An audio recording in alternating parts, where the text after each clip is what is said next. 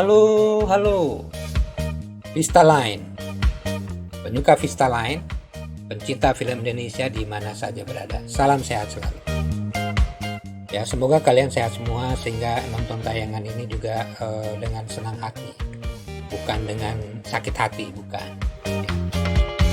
Nah, kali ini kita akan membicarakan masalah film nasional. Itu ada beberapa ya. Kalau istilah Prancis itu genre atau jenis film. Ada film horor, ada film komedi, film action, film drama keluarga, drama religi, drama keluarga, dan sebagainya. Tapi yang kita obrolkan kali ini itu mengenai Susana. Nama aktris yang sangat terkenal dan lekat sekali dengan peran-perannya di film horor di tahun 80-an. Tapi almarhumah ini sudah memainkan film sebetulnya sejak tahun 60-an. Tahun 60-an dia sudah main film, diajak main film. Kemudian selain film horor juga film-film awalnya itu mereka bukan film horor, malah film drama ya. Susana ini nama lengkapnya adalah Susana Martha Frederica van Osch yang lahir di Bogor tahun 1942. Peranakan Indo, Manado, Jawa, Jerman, dan Belanda. Ini sudah bermain film sejak usia 8 tahun. Bayangkan, 8 film sudah dipilih. 8 tahun maksud saya sudah main film. Nah, debutnya berlakon di film Darah dan Doa tahun 1950. Ketika itu film ini disutradai oleh tokoh perfilman kita, Usmar Ismail. Nah, kemudian berlanjut dia bermain di film Asrama Darah, sama sutradaranya sama Usmar Ismail. Nah, ketika itu beliau masih anak-anak ya, sehingga tapi aktingnya sudah bagus. Ini terbukti Susana meraih penghargaan sebagai aktris anak terbaik pada Festival Film Asia ke-7 di Tokyo, Jepang. Nah, lalu nama Susana mulai dikenal ya sebagai bintang film cilik. Nah, ketika dia menginjak beberapa tahun kemudian menginjak masa remaja, nah sutradara Ali Shahab mengajak Susana mengawali lakonnya di film horor. Nah, judulnya serem juga, Beranak Dalam Kubur. Bagaimana tuh ceritanya bisa beranak dalam kubur? Nah, ini saya akan ceritakan sedikit ya, karena film ini menjadi tonggak sejarah Susana bermain di film horor. Nah, ceritanya begini nih di film ini ya. Ingat, judulnya bukan Bernapas Dalam Kubur, tapi Beranak Dalam Kubur. Serem kan?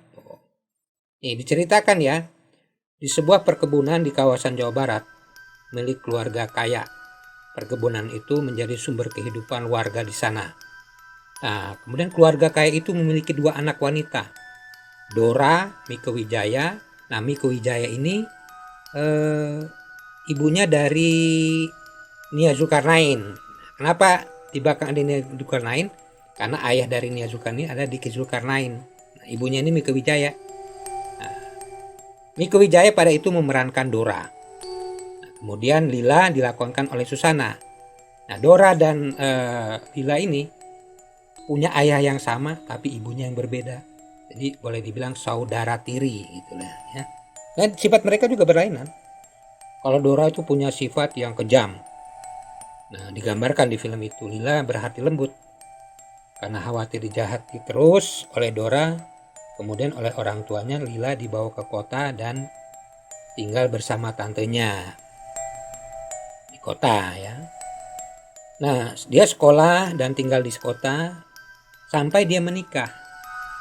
Ya, akhirnya setelah menikah, Lila kembali ke desa karena mengurusi harta warisan dari orang tuanya.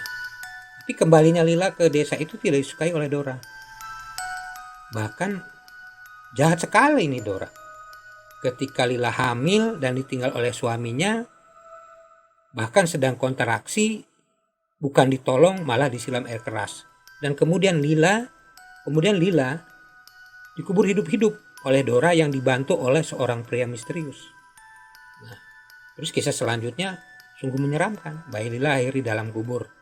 Sejak itu daerah perkebunan itu menjadi angker karena penampakan hantu beranak dalam kubur. Begitu ceritanya. Nah, itu ceritanya kurang lebih. Nah, nama Susana itu terus kian populer ya di jagat perfilm Indonesia setelah berlakon dalam film Beranak dalam Kubur.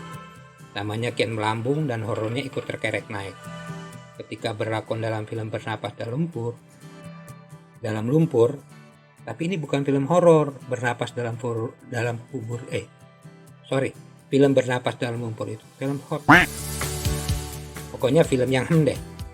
Film non horor lainnya yang pernah dimainkan oleh Susana, artinya Susana ini pernah juga bikin film atau memainkan peran film bukan di film horor. Misalkan di Segenggam Tanah Perbatasan, Tuan Tanah Kedaung, Antara Timur dan Barat, dan beberapa film lagi. Nah, kemudian di tahun 80-an, jejak wajah Susana yang cantik dan memang kelihatan agak misterius gitu ya. Namanya juga film horor ya kan, tentu misterius dong. Kalau nggak misterius bukan film horor namanya. Nah, sejumlah film itu menyedot minat penonton. Judul-judulnya nih ya, Nyi Blorong, Sundel Bolong, Perkawinan Nyi Blorong, Ajian Ratu Laut Kidul, Telaga Angker, dan jenis horor lainnya. Nah, biar serem, tapi memang banyak yang suka. Aneh juga ya film ini. Ya penonton juga aneh. Dia nonton film horor, tetapi ketika muncul adegan horor, matanya ditutup. Kan aneh kan ya. Nah, tapi kita nggak usah bahas itu deh ya. Nah, artinya Susana ini memang lekat dengan film horor. Bang, nasi gorengnya dong bang. Begitu ngeliat nasi goreng, orangnya nggak ada. Nah, memang ini film-film lama ya, film-film yang sudah masa lalu lah, tahun 80-an. Mungkin ada dari kalian yang belum lahir gitu. Tetapi film-film tersebut seringkali ditayangkan di TV-TV swasta, sehingga yang tidak tahu menjadi tahu dan memang ketagihan gitu ya. Nah, kemudian sayangnya ketagihan itu tidak berlanjut ketika tahun 90-an. Kenapa? Film itu berhenti. Kenapa berhenti? Karena muncul TV-TV swasta yang menjanjikan acara yang lebih segar, lebih baru lagi, lebih menarik. Ketika itu ya, tahun 90-an tuh ditandai ketika 89 itu dimulainya muncul RCTI. Kemudian di 90 ECTV, TPI, Indosiar, Antv, dan lain sebagainya. Bermunculanlah TV-TV itu sehingga menawarkan acara-acara baru termasuk sinetron, sinema elektronik yang merupakan mininya dari film. Ya, bisa nonton di rumah, bisa sambil ngobrol gratis lagi. Nah, tapi bukan itu, tapi memang karena cerita-ceritanya waktu itu diminati oleh para pemirsa TV. Nah, seiring dengan lesunya film nasional di dekade 90-an itu, kemudian Susana yang ya sudah beranjak tua juga memilih rehat di rumahnya di kawasan Negalang, Jawa Tengah. Dia tinggal di sana bersama suami keduanya, Cliff Sangra. Nah, perlu diketahui sebelumnya Susana pernah menikah di usia 18 tahun dengan aktor juga Diki Suprapto dan mempunyai 2 anak. Nah, Susana yang mempunyai kecantikan beraura mistis itu kembali berlakon dalam sinetron, tetapi di tahun 2000-an ya, kalau tidak salah di tahun 2000-an, setelah sekian lama tidak bermain film dan film memang sedang lesu gitu di Indonesia, penontonnya tidak begitu menyukai datang ke bioskop, dia bermain dalam sinetron Selma dan Ular Siluman. Nah, satu lagi Misteri Sebuah Guci, hanya 2 itu. Nah, kemudian dia ada tawaran lagi pada tahun 2008 memainkan film yang berjudul Hantu Ambulan. Nah, ini adalah film pamungkas Susana sebagai aktris dan sebagai insan Tuhan. Kenapa? Di tahun yang sama Susana beberapa bulan kemudian meninggal akibat penyakit diabetes yang dideritanya. Ya. Nah, itulah cerita tentang Susana. Tetapi karena Susana ini punya daya tarik yang sangat kuat ya untuk dibikin filmnya. Nah, pada tahun 2018 lalu sosok Susana ini dibangkitkan kembali lewat artis cantik Luna Maya.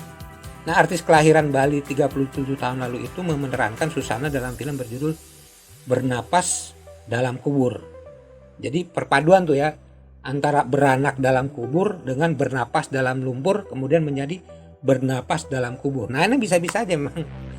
Soraya Film nih yang produksi ya. Soraya Intersin Film. Nah, ini punya Ram Soraya. tapi dilanjutkan oleh anak-anaknya itu ya.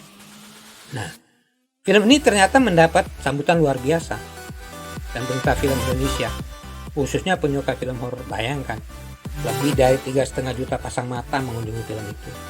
Kalikan aja ya, 18.000 berapa tuh yang diraup oleh produser kira-kira, kalau tidak salah ya. Saya hanya mengira-ngira saja sih gitu. Nah, kemudian film yang menggunakan nama Susana dibuat lagi pada 2 tahun kemudian, yaitu pada tahun 2020. Karena laku kan tadi kan, laris, banyak penonton, untung besar, ya tentunya dibikin lagi dong, ya kan? Dibikin lagi dong, karena penonton puas, produser juga puas, yang punya bioskop juga puas dan gemas pengen bikin film lagi, film yang sama. Nah 2 tahun kemudian nama Susana dicantumkan lagi ya pada produksi film Soraya berikutnya berjudul Susana Santet Ilmu Pelebur Nyawa. Wah, ini sekarang pakai santet dan pelebur nyawa ya, ngeri kan? Nah, lagi-lagi lu nama ya pemeran utamanya. Nah, namun begitu sayangnya ya, kata pepatah lama, malang tak dapat ditolak, untung tak dapat diraih. Dunia film luluh lantak. Sementara sih, karena apa? Hadirnya pandemi, wabah pandemi COVID-19 menghentikan berbagai aktivitas termasuk aktivitas syuting, juga orang berkunjung ke bioskop. Dilarang, kerumunan tidak boleh, bioskop tutup. Tapi sampai kapan? Nah, tetapi film Susana Santet Ilmu Pelebur Nyawa ini tentu akan dinantikan oleh penonton karena ada Susananya. Nah, itulah bahasan kita kali ini, pencinta dan penyuka film Indonesia mengenai Susana. Berikutnya kita akan menceritakan berita-berita mengenai film, artis perfilman, komedi, musik, penyanyi dan lain sebagainya. Tentu saja dalam dan luar negeri. Makanya tetap stay tune di Vista Line. Jangan lupa dong share, like, and subscribe. Salam jumpa lagi. Sehat selalu ya. Bye.